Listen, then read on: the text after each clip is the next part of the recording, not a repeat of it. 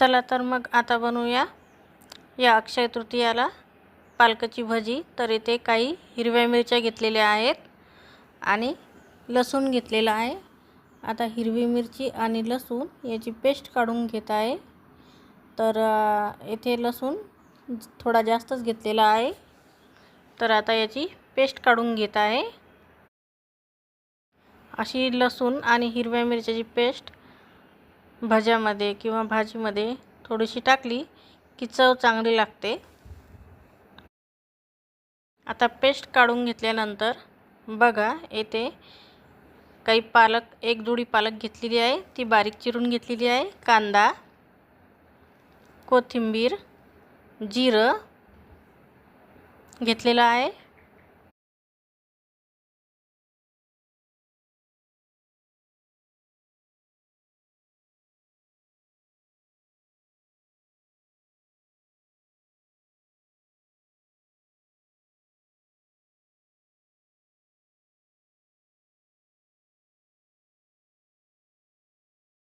तर बघा आता हे सगळं साहित्य एकत्र घेतलेलं आहे।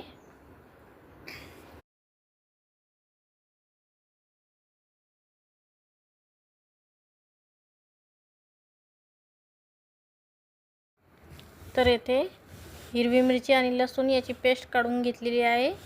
कोथिंबीर, जिरं आणि कांदा घेतलेला आहे। आता यामध्ये हळद टाकत आहे आणि बेसन।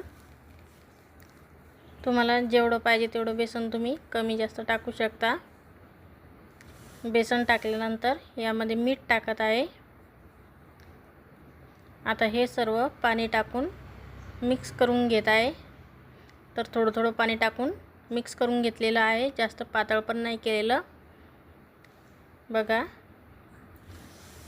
आणि आता कढईमध्ये तेल गरम करत ठेवलेलं आहे। तर आता भजी काढून घेत आहे। तर आता ब्राऊन कलरची होईपर्यंत भजी काढून घेत आहे।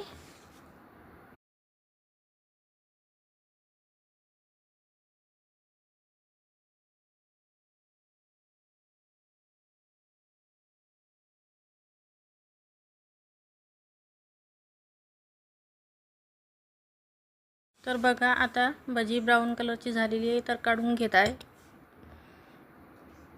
तर बघा अशी पालक भजी मस्त कुरकुरीत आणि छान झालेली आहे।